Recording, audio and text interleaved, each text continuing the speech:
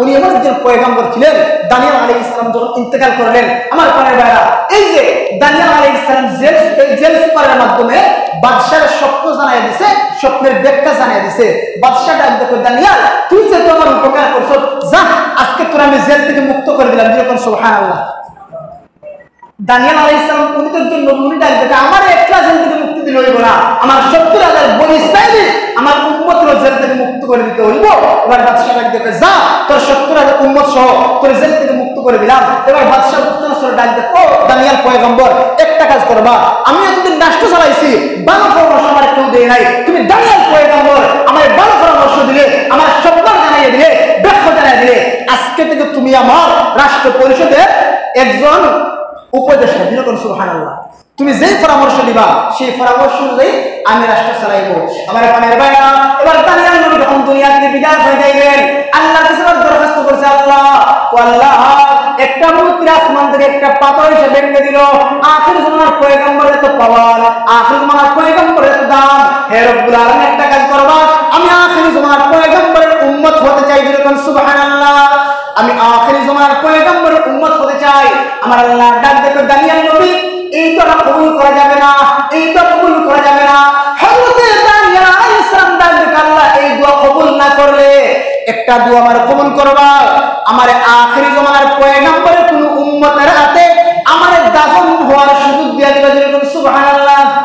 আমার আল্লাহ সেই দোয়া কবুল করেছে।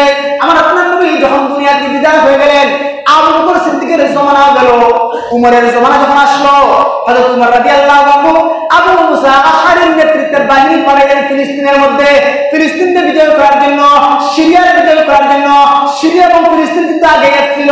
আমার পানের ভাইরা, যখন মুসলমানেরা এবার পতাকা উত্তোলন করলেন, ফিলিস্তিন এবং সিরিয়ার বিজয় করলেন, এমন একটা মুহূর্তে আল্লাহর নবীর সাহাবী আবু মুসা আশআরী রাদিয়াল্লাহু আনহু, উনি ছিলেন কিন্তু কমান্ডার। আবু মুসা আশআরী রাদিয়াল্লাহু আনহু নবীর মুখ থেকে শুনে দিলেন, সিরিয়ার মধ্যে, ফিলিস্তিনের মধ্যে একজন পয়গম্বরের লাশ আছে। হযরত আবু মুসা আশআরী রাদিয়াল্লাহু আনহু এবার দেশ বিজয় করিয়া মুসলমানেরা গনিমতের মাল তারা লিপ্ত হয়ে যায়। কোন জায়গায় কি মাল পাওয়া যাইব, কোন টাকা পাওয়া যাইব, সমস্ত মুসলমানরা 8 টাকার সন্ধান বের হয়ে গেছে, মালের সন্ধান বের হয়ে গেছে। কিন্তু আবু মুসা আশআরী রাদিয়াল্লাহু আনহু, আবু মুসা আশআরী রাদিয়াল্লাহু আনহু এমন একটা মুহূর্তে কোনো মাল পায় না, মাল তালাশ করে না, এবার তালাশ করতেছে কোন জায়গায় নবীর লাশ পাওয়া যায়। আমার পানের ভাইরা, এবার রাত প্রসাদের মধ্যে গিয়া এবার তালাশ করিয়া একটা কামরার মধ্যে তাকায়া দেখে একটা বাস্কের মধ্যে ভূমি পুরা লাশ আছে। একজন মুরব্বীরে পাইলো, জিজ্ঞেস করলো ওই লাশটা কার? মুরব্বীটা দানিয়েল পয়গম্বরের লাশ। এত বরকতি লাশ।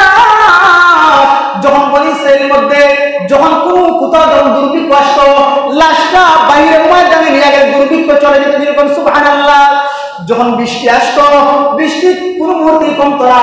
দানিয়েল পয়গম্বরের লাশটা যখন জমিনের মধ্যে রাখা হতো, বৃষ্টি বন্ধ হয়ে যেত। এত বরকতি একটা লাশ। আমার পানের ভাইরা, আবু মুসা আশআরী রাদিয়াল্লাহু আনহু লাশের সন্ধান পাইয়া খলিফাতুল মুসলিমিন উমরের কাছে চিঠি লিখলেন, আল্লাহর পয়গম্বরের ভবিষ্যৎ অনুযায়ী লাশটা আমি পেয়ে গেছি। হযরত উমর ডাক দেখো, আবু মুসা আশআরী তুমি তাড়াতাড়ি দানিয়েল পয়গম্বরের লাশটা দাফন করে নাও, তুমি তাড়াতাড়ি কইরা দানিয়েল পয়গম্বরের লাশটা দাফন করে নাও। আমার পানের ভাইরা, তাফসীরের মধ্যে লেখছেন দানিয়েল আলাইহিস সালাম ইন্তেকাল করছেন আমার আপনার নবী অর্থাৎ উমরের জমানা আসা প্রায় 2500 বছর আগে। আল্লাহ 2500 বছর দানিয়েল নবীর লাশটারে অক্ষত রাখছে এবং কি বরকতপূর্ণ লাশ বানিয়ে দিয়েছে। আমার পানের ভাইরা, হযরত দানিয়েল আলাইহিস সালাম উনি জন্নুল কুদরতের পয়গম্বর। আল্লাহ ডাক দেখো, ইয়া বনি ইসরাইল, ও বনি ইসরাইল জাতিরা, উযকুরু তোমরা স্মরণ করো, তোমরা ওই নিয়ামত রাজির কথা স্মরণ করো, আল্লাতী আনআমতু আলাইকুম, আমি আল্লাহ তোমাদেরকে যে নিয়ামত দান করেছি।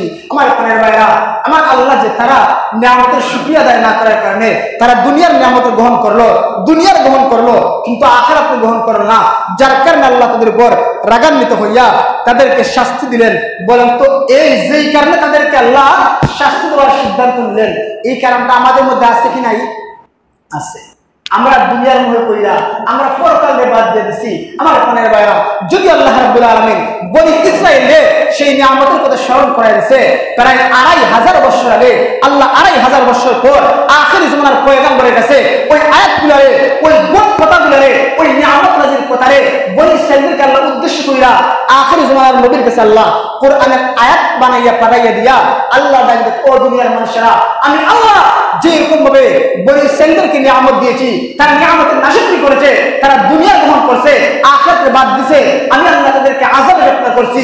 তোমরা উম্মত মুহাম্মদ যদি নিয়ামত পাইয়া নিয়ামতের শুকরিয়া আদায় না করো, আমি আল্লাহ তোমাদের সেই পরিণতি করব, তোমাদের কমে আল্লাহ আযাবে গ্রেফতার করব। আমার প্রাণের ভাইরা, তাহলে বোঝা গেল আল্লাহ রাব্বুল আলামিন আমাদেরকে যে নিয়ামত দান করেছেন, এই যে নিয়ামতের বেলায় আমাদের সন্তানগুলো আছে, আমাদের সন্তান আমাদের জন্য নিয়ামত। যেই সন্তান নেককার সন্তান নিয়ামত, যেই সন্তানের দ্বারা আমার দুনিয়ায় ফায়দা হয়, আখিরাতে ফায়দা হয়, সেই সন্তান আমার জন্য নিয়ামত। যেই সন্তান মদ খায়, যেই সন্তান জুয়া খেলে, যেই সন্তান নামাজ পড়ে না, যেই সন্তান বাবার অবাধ্য, সেই সন্তান কখনো নিয়ামত হতে পারে না। আমার কোন সম্পত্তি আমার জন্য নিয়ামত? আমার ওই সম্পত্তি আমার জন্য নিয়ামত যেই সম্পত্তি আল্লাহর মসজিদের কাজে লাগে, যেই সম্পত্তি মাদ্রাসার কাজে লাগে, যেই সম্পত্তি আল্লাহর রাস্তার কাজে লাগে, ওই সম্পদ আমার জন্য নিয়ামত। কিন্তু কোন সম্পদ নিয়ামত না? যেই সম্পদ দ্বারা আমরা টিভি কিনলাম, আমরা এই যে ডিএসএলআর ক্যামেরা কিনলাম গান বানানোর জন্য, আমরা আমার ফোনের বাইরা যেই সম্পদ দিয়া আমরা আল্লাহর পথে খরচ করতে পারলাম না, যেই সম্পদ সুদের কাজে বের হইলো, যেই সম্পদটা ঘুষের কাজে বের হইলো, এই সম্পদ কি নিয়ামত? কখনো নিয়ামত না। এই জন্য আগে নিয়ামত কিন্তু আমাদেরকে বুঝতে হবে। যেই টাকাগুলো আমাদের জন্য নিয়ামত, যেই টাকাটা হালাল পন্থায় আসছে সেই টাকা আমাদের জন্য নিয়ামত, যেই টাকাগুলো হারাম পন্থায় আসছে সেটা কখনো নিয়ামত হতে পারে না। আমার প্রাণের ভাইরা, যেই সন্তান বাবার কথা শুনে নামাজ পড়ে, বাবার অনুগত্য, মায়ের অনুগত্য, মা বাবার কথা ছাড়া চলে না, এরকম সন্তান হলো নিয়ামত। যেই সন্তান বাবার কথা শুনে না, বাবার অবাধ্য, যেই সন্তান নামাজ পড়ে না, যেই সন্তান সারাটা দুষ্ট গুনাহ করতে থাকে, যেই সন্তান মদ খায়, যেই সন্তান জুয়া খেলে, যেই সন্তান গানের আড্ডায় যায়, সেই সন্তান কখনো নিয়ামত হতে পারে না। এই জন্য আমার প্রাণের ভাইরা, আমার সন্তান নিয়ামত কিনা আমরা যদি দেখি আমার সন্তান নিয়ামত না, আমাদের জন্য সন্তানদেরকে নসিহত করবেন। সন্তান গান শোনা যাইতো নয়, সন্তান জুয়া খেলা যাইতো নয়, মদ খাওয়া যাইতো নয়, আমার প্রাণের ভাইরা সুদ খাওয়া যাইতো নয়। আমার প্রাণের ভাইরা, আমরা বুঝি না, কিন্তু এই যে সুদ আমরা খাই, আল্লাহ বলেন আহাল্লাল্লাহুল বাইআ ওয়া হারামার রিবা, আল্লাহ বলেন আমি আল্লাহ তোমাদের জন্য ব্যবসা করলাম হালাল আর সুদ করলাম হারাম। তোমরা সুদ খাও, সুদের শাস্তি কি?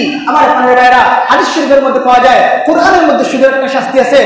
আল্লাহ রাব্বুল আলামিন বলেন, যারা সুদখোর কিয়ামতের কঠিন ময়দানেও আল্লাহ সুদখোরদেরকে কিভাবে উত্তোলন করবেন? আল্লাহ বলেন ইয়াতাখাব্বাতুশ শাইতানু মিনাল মাস, যখন সুদখোর হাসরের ময়দানে উঠবে তাকে দেখা যাবে